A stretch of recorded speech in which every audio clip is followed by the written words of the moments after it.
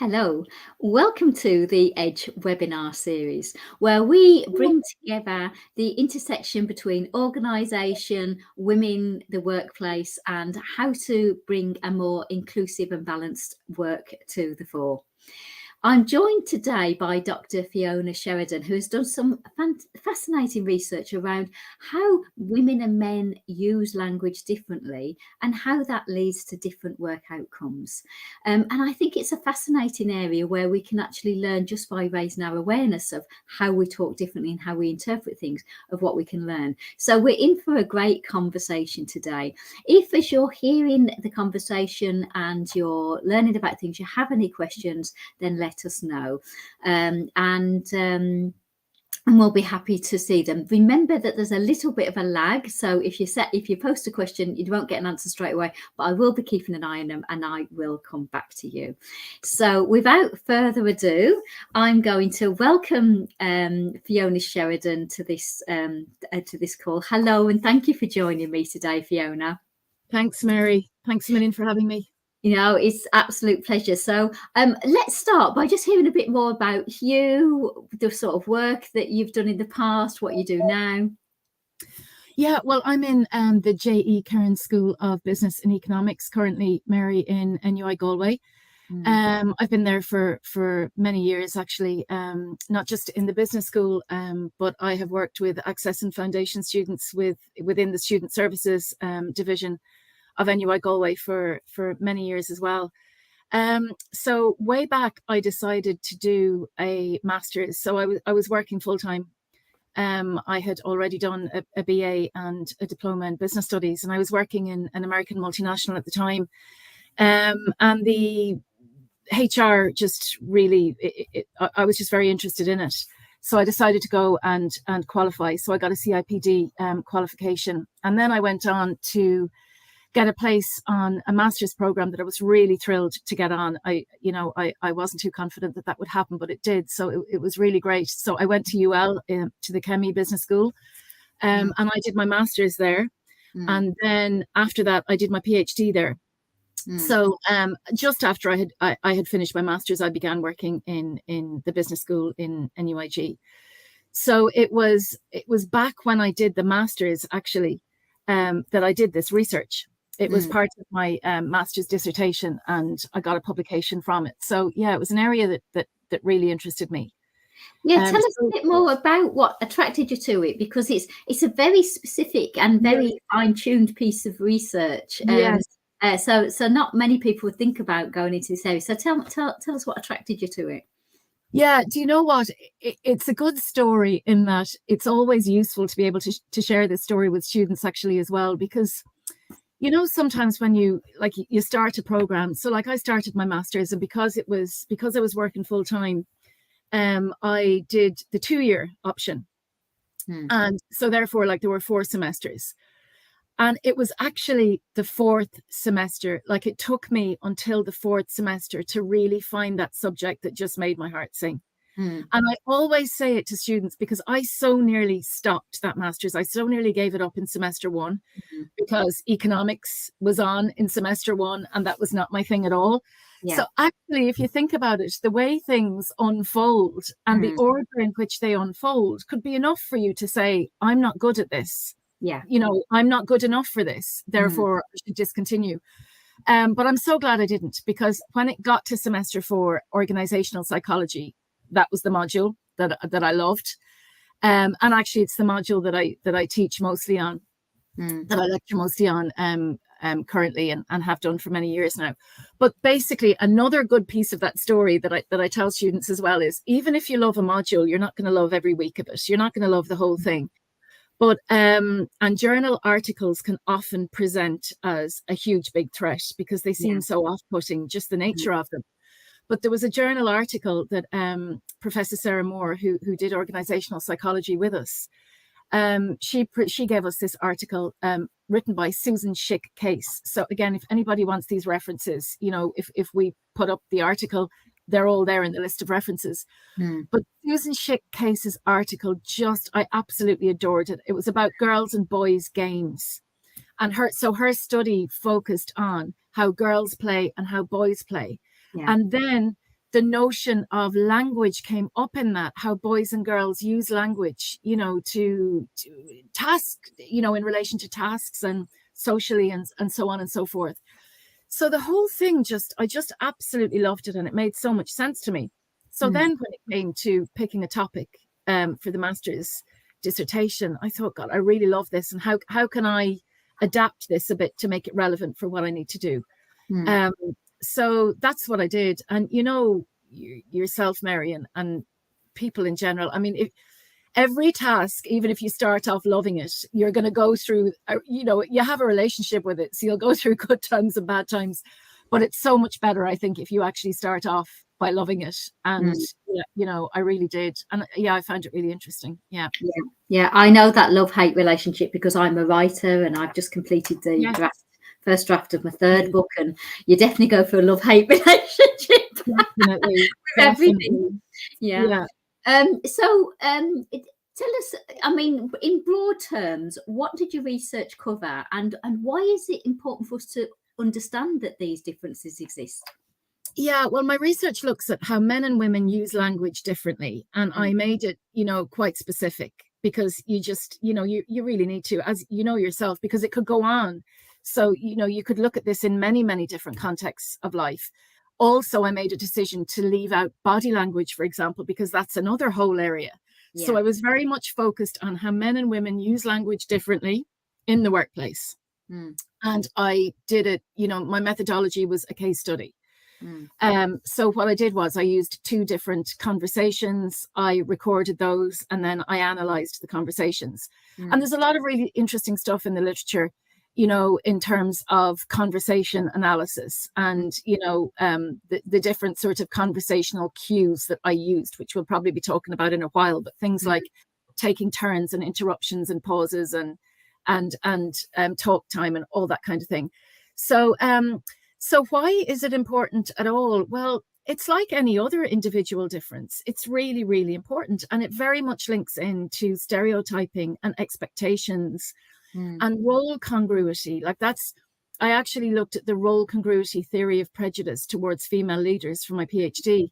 And really, they're very much linked, because if we don't have an understanding, or if we're not aware of differences in the way that men and women use language, what's going to happen? Misinterpretation will likely happen. And if misinterpretation happens, do you know what? It wastes so much time as well.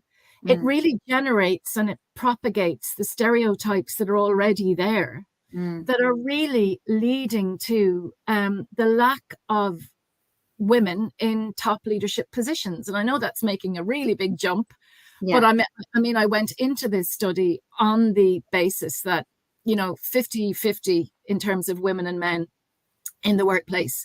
Women are actually, there's a higher number of women who are qualified at the moment. So why are there so few women in top leadership positions? So while I'm not suggesting that looking at how language is used differently by men and women, that if we understand that, then the glass ceiling will be shattered. That's not what I'm suggesting, but I'm suggesting it's something that may contribute to the expectations of women and the expectations of leaders, and how perhaps those 2 things are not the same. Yeah. The term you used there that people probably wouldn't be familiar with, which was role congruity. What do you actually mean by that? Yeah, it's a really interesting one. And I think once you get it into your head, it doesn't leave you, and it's really helpful. So really, it's Alice Eagley came up with this theory, Eagley and Caro, and that reference will be there as well. And it's another one that just, it's so good. Her writing is so good. But basically what she's saying is, look, there are expectations that we have of social roles and of gender roles. So if we think of gender roles as being men and women, there are expectations that we have of women, and there are expectations that we have of men. And the social role then can be anything. But if we take it to be a leader, we can consider that there are expectations that we have of leaders. And what that role congruity theory is saying is that actually, in much research demonstrates that the perception that people have of women and of leaders does not match. Yeah.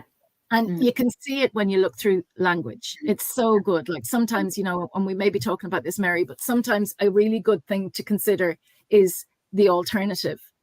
So if we think of how women stereotypically use language to create connection, and they may downplay their success and they may downplay their achievements, and, you know, I may not claim my success. I may kind of very much replace it with a we rather than an I.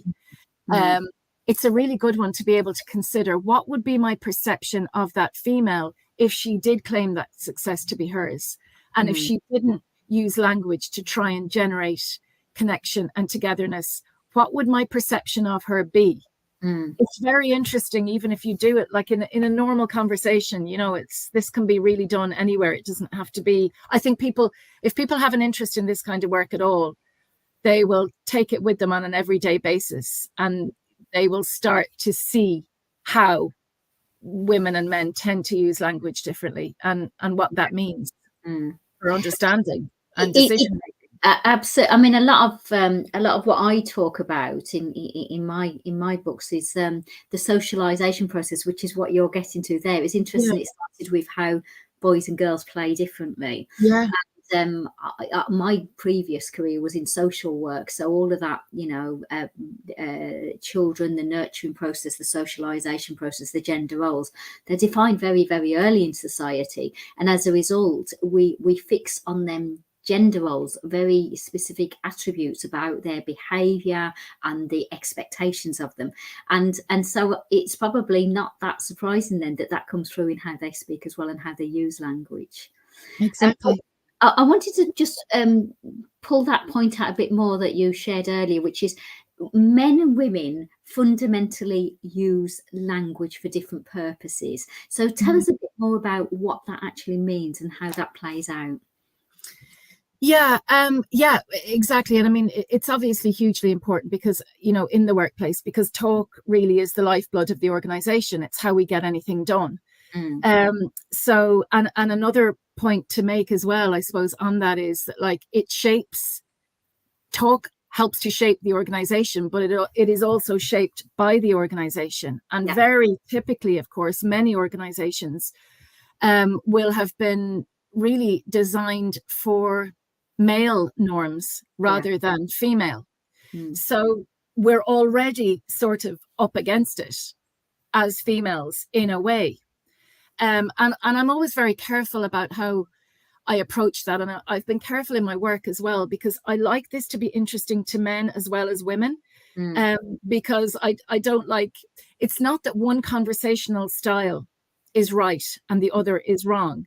The point about it is to recognize that there's a difference and to appreciate the difference, to be able to help us to be as productive and, you know, to have, for our decision making, to be as innovative and creative and as we can. But women stereotypically to use conversation to create connection, to create communities. And men, again, this is, you know, per the literature, stereotypically, it is seen that men often use conversation more to establish status. It's a really interesting one if you think about it, because things like taking turns and interruptions and, you know, the kind of words that we use, like, you know, there'd be like technical terms would be like mitigated forms. So it's like I might pull back a little bit to soften something. It can often be perceived that I'm downplaying my achievements, and that may be perceived that I'm lacking in confidence, and that may put a kind of a descriptor out there within the meeting or within my discipline, or, you know, about me as a female, where actually it may just be that I think this is a good strategy to use. I'll give you an example. Like, you know, we're really big at the moment on teaching students how to give constructive peer reviews. And it's a really, really useful exercise. But what we do there is we get them to sandwich. So it's like get them to present something positive first, and then maybe give a few areas where they're suggesting improvements. And then the other part of the sandwich will be, but I really enjoyed that. That was a really good presentation. Well done. I thought that was so good. Actually, that's the way that females are described, as using language for, well, for as far back as I have researched it, that we tend to do that anyway. And it can be a very positive strategy, but maybe the perception of me is that I'm not quite sure what I'm talking about, or that I'm downplaying my achievements. Does that make sense? Like I suppose, I don't know if you're going to ask me, Mary, about kind of typical conversational cues like interruptions. Absolutely. Yeah. No, I was going to, because I think if people understand how they play out, I think it's really helpful. So yeah, no, that would be really useful. Oh, do you want me to go through that, Mary? Yeah. Yeah. Okay, well, like the stereotypes of women and how women talk, it would often be, like, say, talk time. If we take that as a conversational cue, it would often be perceived that women talk a lot more than men.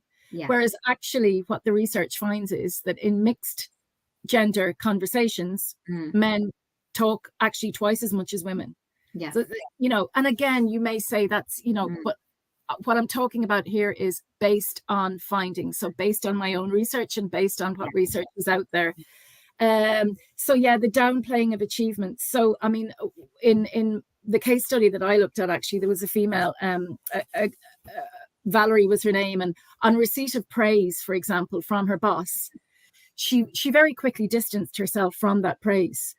So she shifts it quickly to her team. This was very much a team effort. It wasn't me, it was my team. It was a team effort. Yeah. So again, what's interesting there is that we may see that as being quite congruent with positive leadership and with constructive leadership that works. But again, it depends on your perspective, because others could perceive that as not claiming the praise, and also, well, maybe she didn't really do that much anyway, maybe. So are there any more that you want me to talk about, Mary? Giving orders, directness and indirectness. Tell us about the orders and the directness. How does that, give us an example of how that might come across from a woman and how it might come across from a man. Well, yeah, men and women often differ in the way that they manage people and that they give orders. So like a lot of studies would show that women tend to soften their demands and their statements, whereas men tend to be more direct. So you might call that tentative communication, but it doesn't necessarily mean that the speaker feels tentative. It may mean that, again, if you think about the example of the peer reviews, I'm giving some positive feedback up front. I'm softening this a little bit because I think that will more effectively convey the message that I want to get across to you. And again, I think it's just really interesting there. If you think about the alternative, like, do we feel more comfortable if a man is quite direct? If a man is quite direct, how do we feel about that? And maybe just observe that at the next meeting that you're in, or whatever situation you're in. Think about, how does that make me feel? If I feel quite comfortable with that, okay, so maybe then think about how I feel if a female gives me an instruction. How does her directness impact me? How does her level of directness or indirectness impact me? And then again, maybe think about what your expectation would be of a successful leader that you can, a leader that you identify as being successful and being efficient and impactful, and see what sits comfortably with you. Because I really notice that it may lead to misinterpretation in a damaging way if I'm not comfortable with the level of directness that you're giving me because you're female. It's just an interesting one. I think it's very interesting, because when I think about it, and you talked about this earlier about organizations, have an inherent bias towards the male characteristics of leadership in the way that they define leadership, in the expectations they set, and in my experience, in the competency models as well, and how we define leadership in them. So as a result of that, even that last example you gave was a really interesting one about how to give orders. So if a man comes from a more a style which is about status, which is about power, which is about being clear about, he's the one in charge. He'll give a very direct order and say, right, this needs doing. I want it done by 5 p.m. You can let me know if there's any issues with that. And then that's the job done. Mm-hmm. If a woman is more about building connection, she might say something like, I wonder if you've got time to do this for me. It's really important. I need it done today. I know you're busy, but I'd really like you to put other things aside and do this for me. It's the same task. It's the same orders. They're delivered in a different way. What I'm thinking is, when I notice competency models and the way we work out who's the leaders we promote, who are the strong leaders, we will automatically say leader A, the one who was direct, as in the male thing, is more powerful or strong as a leader, because we interpreted their action stronger, when in fact both of them were as effective, but they had different modes of communication. Exactly. Yeah. So it's quite fundamental to not only leadership, but the way we think about leadership. Oh, yeah, absolutely. And again, if, it's sometimes hard to keep the conversation focused, because like if I think of, say, authentic leadership, which is another area of interest of mine, there are, really, really briefly, because I know that's not specifically what we're talking about, but it's just an interesting sort of add-on. Okay. We go everywhere. As women do. Okay, yeah, in their conversations. Yeah. But I think if you think about authentic leadership, there's like 4 pillars. So like self-awareness, relational transparency, internalized moral perspective, and balanced processing. Well, a lot of stereotypically female uses of language will establish those things. Yeah. Relational transparency is a major, hot topic at the moment. And,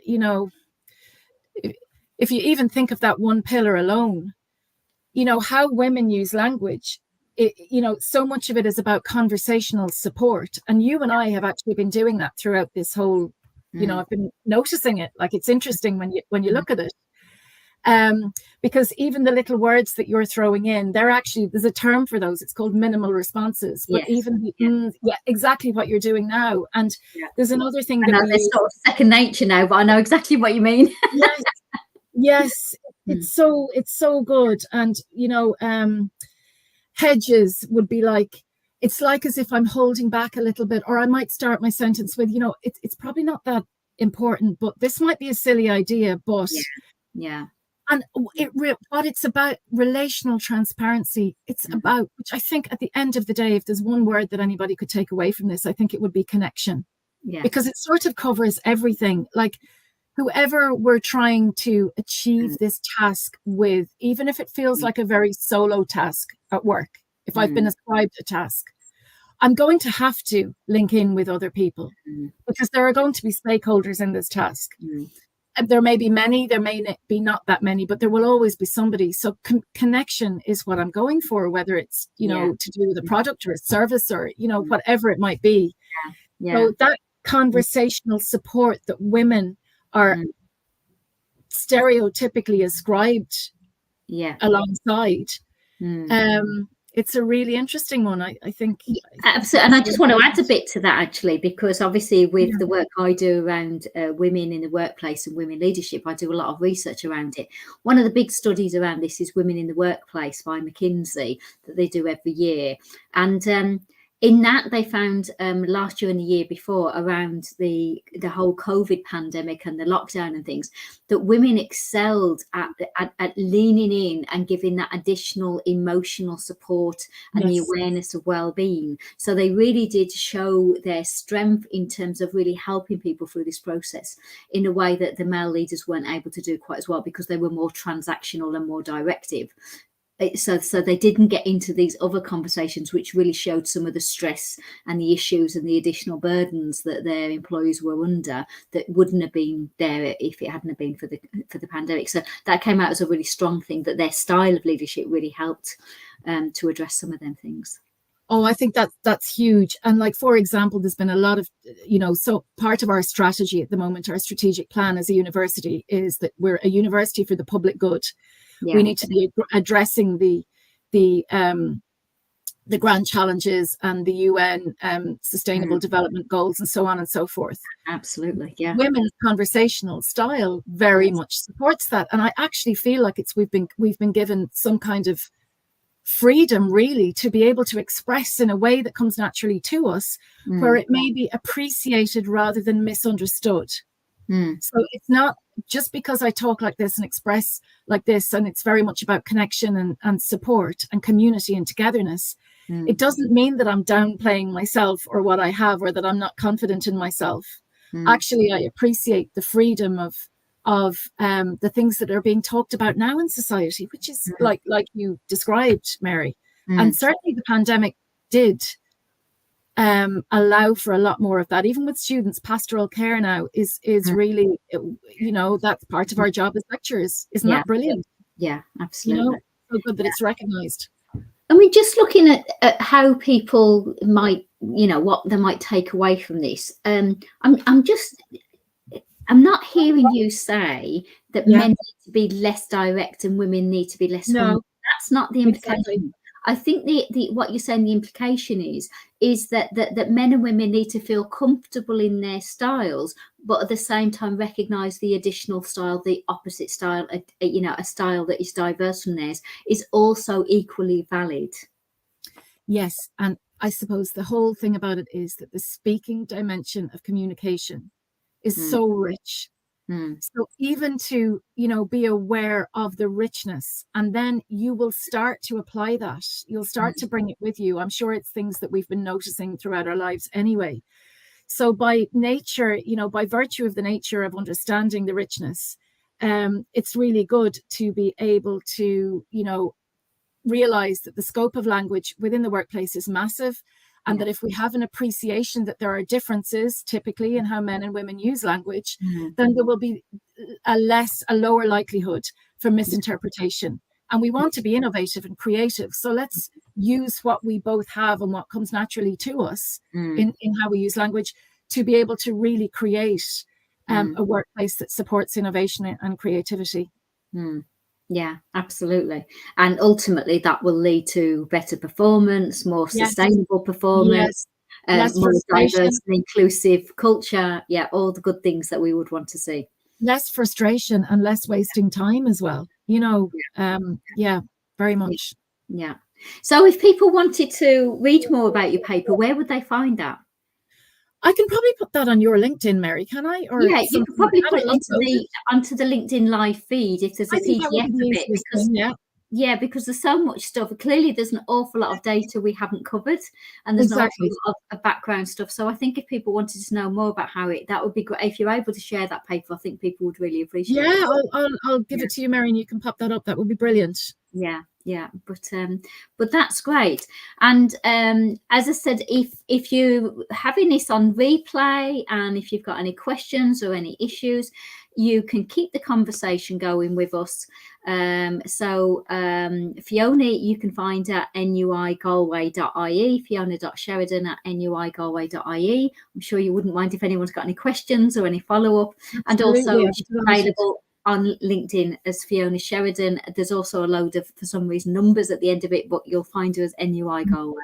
And obviously, me, maryagentstoChange.com, and my LinkedIn, Mary Maguire. So if there's anything that comes up for this, if there's anything you want to know, let's get in touch and keep the conversation going. So I want to say thank you very much for your time today. Thank you very much if you're listening on the replay. And good luck with your awareness about gender and language differences, and looking at how you can use that in a way that helps to improve communication styles, improve the bridge building between men and women in the workplace, and leading to better outcomes for everyone. So good luck with all of that, and thank you for your time today. Thank you, Mary.